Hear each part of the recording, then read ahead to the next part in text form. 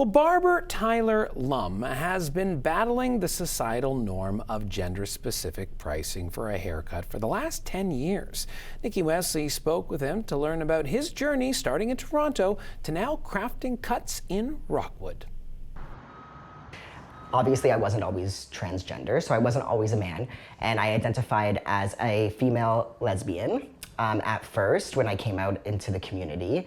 And I always had a really hard time getting a haircut because I like to have short hair. So I like the fades, I like the hair designs.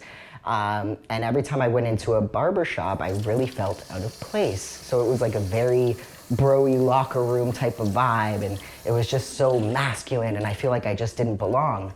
So one day I went to a salon, and in front of the salon it said that there was $25 men's haircuts, and I was like, oh, that's great. I'm gonna try this place out because I'm sick of barbershops. He did a phenomenal job on my hair, and when I went to go pay, they charged me for a woman's haircuts when I clearly got a man's. So when I tried to argue the price, they were like, well, you're visibly a woman, so you have to pay the price for a woman's haircut. He left his career in advertising and spent 6 months apprenticing at a barbershop and 3 years at a salon. Then he opened the first non-gendered barbershop in Toronto. There is no men's and women's hair. We all have a unique pattern and texture that is our very own. So why charge based on gender? It just didn't make sense to me. So when I opened my shop, I wanted it to be very clear that I'm charging based on hair. He shares the story of a client who came to him in tears. They were ready to kind of move into a gender-affirming type of hairstyle. So they went to 3 different barbershops before they came to me, and all of them turned them away. One of them, which is awful, said to her, "Where's your boyfriend to support you? Because I don't feel comfortable doing this without your boyfriend here telling me he supports you." I ended up giving her a gender-affirming haircut. She was so thankful, had so much gratitude, and she just kept coming back.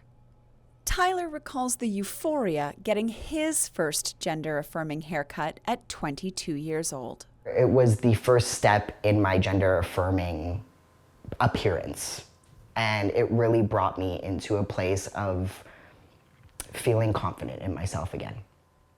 I never did really. So I got confidence. Let's just put it that way. We do have good conversation. We do, yeah. After he closed his shop in Toronto due to the pandemic, he worked as the in-house barber at the Centre for Addiction and Mental Health, as well as becoming a peer support worker. Now he has a one-on-one shop in Rockwood, where he specializes in cuts for neurodiverse children. He still charges based on the time it takes for each cut, regardless of gender. And while he didn't advertise as an LGBTQ safe space like he did in Toronto, Rockwood surprised him. What I found out here was that there was a lot of LGBTQ plus kids and youth. So I was so excited to see a community out here of my community of youth that I can help out here too for gender-affirming self-care.